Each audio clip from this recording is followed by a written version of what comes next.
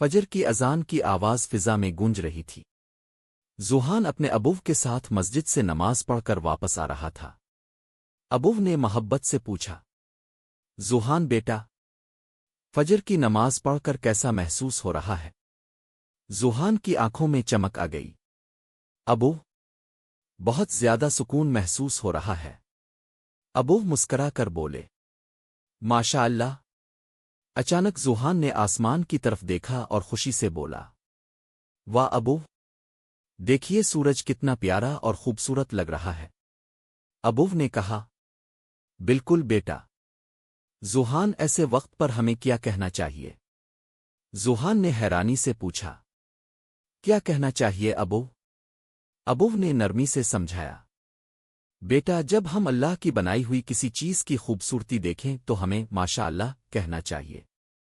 ذوحان نے فوراً کہا، ماشاء اللہ، شاباش میرے بیٹے۔ ابو نے پیار سے کہا، چلو اب گھر چلتے ہیں۔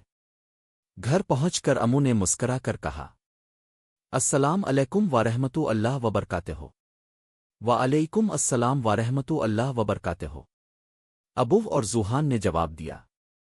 امو بولے، اب دونوں فریش ہو جائیں، میں ناشتہ تیار کرتی ہوں۔ تھوڑی دیر بعد ذوحان نے ابو سے پوچھا، ابو، کیا میں اب سے ایک سوال پوچھ سکتا ہوں؟ جی بیٹا، ضرور پوچھو۔ ابو، ماشاء اللہ کا مطلب کیا ہوتا ہے؟ ابو نے شفقت سے جواب دیا، بیٹا، ماشاء اللہ کا مطلب ہے جو کچھ بھی ہے وہ اللہ کی مرضی سے ہے۔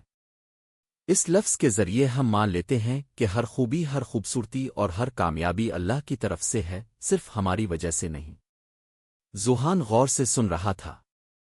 پھر اس نے پوچھا، ابو، ہمیں ماشاء اللہ کب کہنا چاہیے؟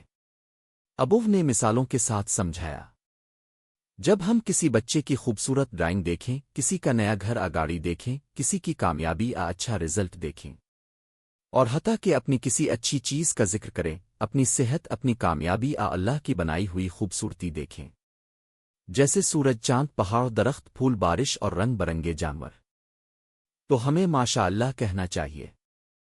ذوحان نے سوال کیا، لیکن ابو، ہم ماشاء اللہ کیوں کہتے ہیں؟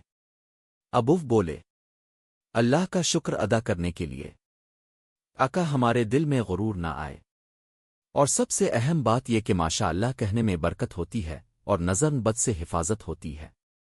ذوحان نے آسمان کی طرف دیکھا اور مسکرا کر کہا، ماشاء اللہ ابو، آج آسمان کتنا خوبصورت ہے۔ ابو خوش ہو گئے، ماشاء اللہ، شاباش ذوحان۔ پھر ابو نے ایک حدیث سنائی۔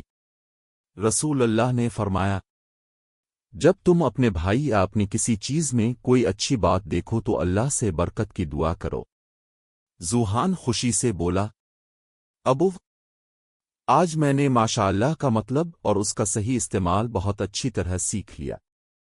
شاباش میرے بیٹے۔ ابو نے کہا، اب جلدی سے اسکول کے لیے تیار ہو جاؤ اور دل لگا کر پڑھنا، کل ہم سبحان اللہ کا مطلب بھی سیکھیں گے۔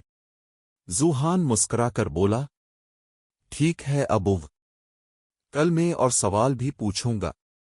ابو نے دعا دی، یا اللہ، میرے بچے کو صحیح علم اور اس پر عمل کرنے کی توفیق عطا فرما۔ آمین۔ ذوحان نے دل سے کہا۔